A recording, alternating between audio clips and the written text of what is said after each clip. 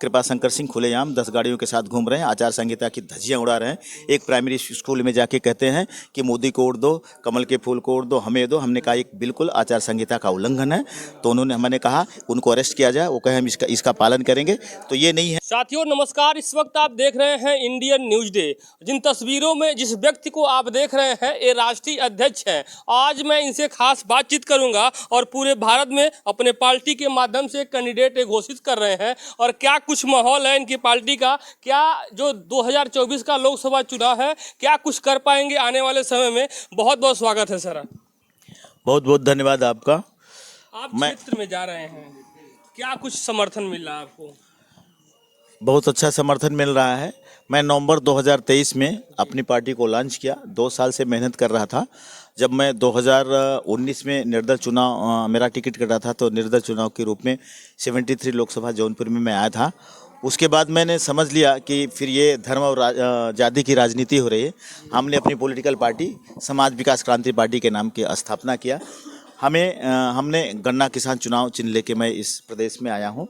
उत्तर प्रदेश में ही नहीं, बिहार में, पश्चिम बंगाल में, पंजाब में, राजस्थान में, गुजरात में, यहाँ पे मैंने मध्य प्रदेश में हमने गन्ना किसान चुनाव चिन्ह उतारा है।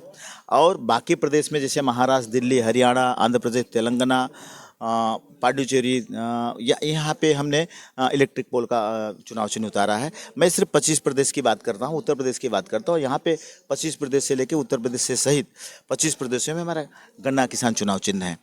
तो मैं आया हूँ यहाँ पे, यहाँ का कैंडिडेट मैं खुद हूँ 73 लोकसभा जौनपुर का, और लोगों से अपील कर रहा हूँ, घर घर जाके कह रहा हूँ कि गन्ना किसान के सामने का बटन दबा के आप अशोक सिंह को ही विजयी नहीं बना रहे हैं, समाज विकास क्रांति पार्टी को ही विजयी नहीं बना रहे हैं, पूरे देश को विजयी बना रहे हैं।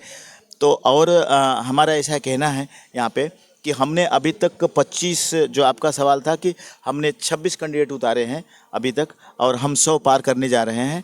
मेरा ऐसा सोचना है और मैं ऐसा प्रयास कर रहा हूं कि इस बार जो माहौल मिल रहा है, आपको भी मिल रहा है, हमको भी मिल रहा है, कि न एनडीए गठबंधन की सरकार बनेगी, न इंडिया गठबंधन की सरकार बनेगी। ये 2014 का ज़माना है, न 2019 का ज़माना है।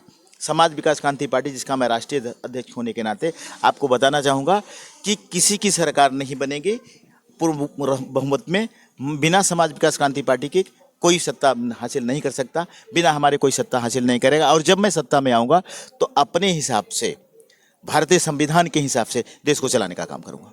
जिस तरीके से हमने कहा है इंडिया और एनडीए गठबंधन, ये दोनों नहीं कुछ कर पाएंगे। आपकी पार्टी ही जो आने वाले समय में जो भी कुछ करेगी तो आपकी पार्टी, लेकिन एक गठबंधन और इसमें चल रहा है, जो है पिछड़ा, दलित और मुस्लिम वाला, जो सारे लोग मिलके गठबंधन तीसरा मोर्चा बना रहे हैं। उस मोर्चे में कहीं नहीं ना आप जाने वाले हैं भविष्य में? मैं किसी मोर्चे में नहीं जाने वाला। अगर जाना होता तो मैं मिलके चुनाव लड़ता था। मैं अपने बलबूते पे चुनाव लड़ रहा हूं। अपने बलबूते पे हमने 26 कैंडिडेट खड़ा किया। भारतीय जनता पार्टी का कहना रहा था कि सारे लोग मेरी पार्टी में शामिल हो रहे हैं। मैं आपको बताना चाहूँगा कि गाजियाबाद की सीट का भी नामांकन हो चुका है, चुनाव प्रचार वहाँ पर चालू है। गन्ना किसान वहाँ पर उभर के आया है, वो लड़ रहा है। वो भारतीय जनता पार्टी का कैंडिडेट था, उसको तोड़ के समाज विकास क्रांति पार्टी में मैंने लाने का काम किया है। तो उनकी गलतफहमी है कि लोगों को तोड़ के अपनी पार्टी में ले रहा है। हम उनकी पार्टी को तोड़ के अपनी पार्टी में लेके आ रहे हैं। हमारे विचार सबको अच्छे लग रहे हैं। रहा तीसरे गठबंधन की बात, मैंने आपको ये कहा है कि बिना मेरी सहमति से, बीपी सिंह का जमाना आपको याद दिला रहा हूं, बिना मेरी सहमति से कोई भी सरकार नहीं बना पाएगा। पूर्ण बहुमत में किसी की सरकार नहीं बनेगी तो मैं राष्ट्रपति को ज्ञापन दूंगा, उनके सामने अपना प्रस्ताव रखूंगा कि सरकार मैं बनाऊंगा। मैं उसकी बात कर रहा हूं और मेरा समर्थन सब लोग देंगे, मेरे शर्तों पर समर्थन होगा। अगर कहा जाए तो अभी कल ही अखिलेश यादव समाजवादी पार्टी के मैनिफेस्टो जारी किए हैं। वो राशन से डाटा तक दे रहे हैं, डाटा भी दे रहे हैं और 500 रुपये भी दे रहे हैं। तमाम उनके मैनिफेस्टो में है। तो आप क्या क्या मुद्दे हैं, मतलब क्या क्या समाज के लिए, क्या मैनिफेस्टो आपके लिए, क्या मतलब कुछ? मेरी पहली लाइन है, जैसा भारतीय जनता पार्टी मौजूदा सरकार देश में भी प्रदेश में भी है, उनका कहना है कि हमने 140 करोड़ में से 80 करोड़ लोगों को मुफ्त में अनाज देने का काम किया है। तो मैं भीख देने का काम नहीं करूंगा।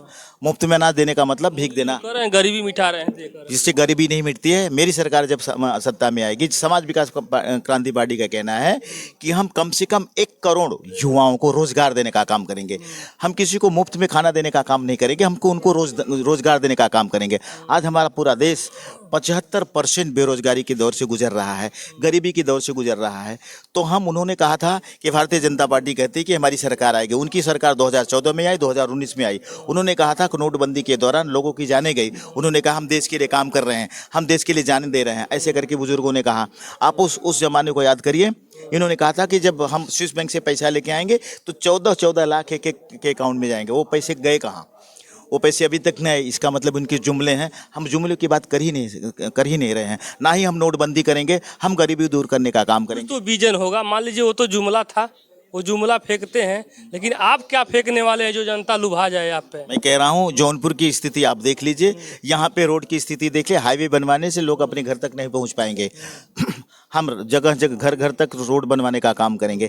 आपने देखा होगा ट्रैफिक की समस्या इतनी होती है कि कचहरी और दीवानी तक कोई नहीं पहुंच पाते हैं। हम उनको पहुंचाने का जल्द से जल्द काम करेंगे कि ओवरब्रिज बनवाने का काम करेंगे। आप बताइए कि जौनपुर में कहाँ खेल का मैदान है? इंडिया लेवल पे हम जौनपुर में इतनी जगह है। जौनपुर में 48 लाख से ज़्यादा की आबादी है, 48 लाख से ज़्यादा की दोनों कॉन्स्टिट्यूंसी को मिला के।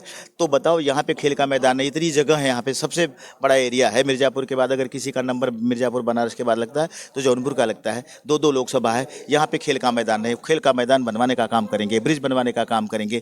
यहाँ पे जौनपुर का विकास करने का काम हम करेंगे, लोगों को रोजगार देने का काम करेंगे, गरीबी मिटाने का काम करेंगे। लोग यहाँ पे लोग बहुत सारे, मैंने इंटरव्यू किया है, ग्राउंड पे जाके सर्वे किया, लोग बता रहे हैं जब से धनंजय सिंह जेल गए हैं तब से कि यहाँ माहौल ही बदल गया है, क्योंकि इनकी गुंडागर्दी है। जब मैं चैलेंज करता हूं कि कृपा शंकर सिंह यहां से हवा हो जाएंगे, उनकी कोई दाल गलने वाली नहीं है। भारतीय जनता पार्टी की कई सीटें ऐसे जो उत्तर प्रदेश में 80 सीट चिल्ला रहे हैं, वो 4 सीट पे सिमट जाएंगे। ये मेरा दावा है। दावा है 400 में 400 का दावा, 400 सीट लाने का दावा कर रहे हैं। 400 में से 40 सीट पे सिमट जाएंगे। मैं उत्तर प्रदेश में 4 सीट की बात की है पूरे देश। लेकिन उनके पास संसाधन है, सब कुछ व्यवस्था है, और देख नहीं भ्रष्टाचारियों को जेल में डाल रहे हैं, जो गुंडे माफिया हैं उनको भी जेल डाल रहे हैं। मतलब बीजेपी सरकार में कुछ अच्छा आपको लग रहा है? भारतीय संविधान का धौंस किसी और को दें जो पढ़ा लिखा है। हम व्यापारी हैं, पढ़े लिखे हैं, हमें धौंस न दें। भारतीय संविधान को हम भी जानते हैं। हमारे वर्कर के ऊपर जिस दिन अंगुली उठाई, जिस दिन खरोंच आया, हम उनकी लुटिया डुबा देंगे। मैं आपको चैलेंज कहता हूं, इतनी हिम्मत नहीं है कि वो भारतीय संविधान को खा जाएंगे। वो खाने की कोशिश कर रहे हैं लेकिन वो खा नहीं पाएंगे। भारतीय संविधान को बदलने की कोशिश कर रहे हैं। हमें पता है कि कानून की व्यवस्था क्या होती है। हम आज ही सुबह क्या लग रहा है आने वाले समय में क्या कुछ माहौल रहेगा?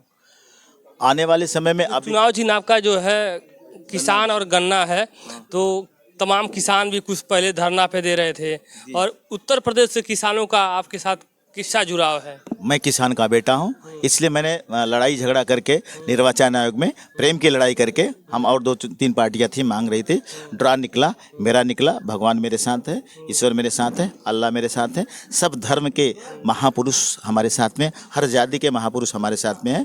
बाबा साहब आम्बेडकर का आशीर्वाद हमारे साथ में है। तो हम गन्ना किसान पाए हैं। किसान का बेटा होने के नाते पूरे प्रदेश में गन्ना किसान दौड़ा रहे हैं और गन्ना किसान ही जीतेगा। क्या लग रहा है कि आने वाले समय में जिस तरीके से जो इंडिया गठबंधन है वो कहती है कि ईवीएम हैक हो कर ले रहे हैं बीजेपी वाले, बीजेपी का ये कर ले रहे हैं, तो क्या आपको भी लग रहा है डर ईवीएम का? कभी नहीं रहता है। हर डीएम बिकाऊ नहीं होता। जौनपुर के डीएम से कल मेरी मुलाकात हुई इन्हीं चीज़ों को लेके कि आप कृपा शंकर सिंह खुलेआम 10 गाड़ियों के साथ घूम रहे हैं, आचार संहिता की धज्जियां उड़ा रहे हैं। एक प्राइमरी स्कूल में जाके कहते हैं कि मोदी को उड़ दो, कमल के फूल को उड़ दो, हमें दो। हमने कहा एक बिल्कुल आचार संहिता का उल्लंघन है। तो मैंने कहा उनको अरेस्ट किया जाए। वो कहे हम इसका पालन करेंगे। तो ये नहीं है कि कोई भी हर डीएम बिका हुआ रहता है। धमकी दे रहे हैं वोट लेने के लिए जाके? हाँ बिल्कुल धमकी दे रहे हैं। वही तो मैंने कंप्लेन किया है। आप डीएम से करते हैं आप लोग इस तरीके से, अगर कोई धमकी देता है तो आवाज़ उठाने का काम करेंगे।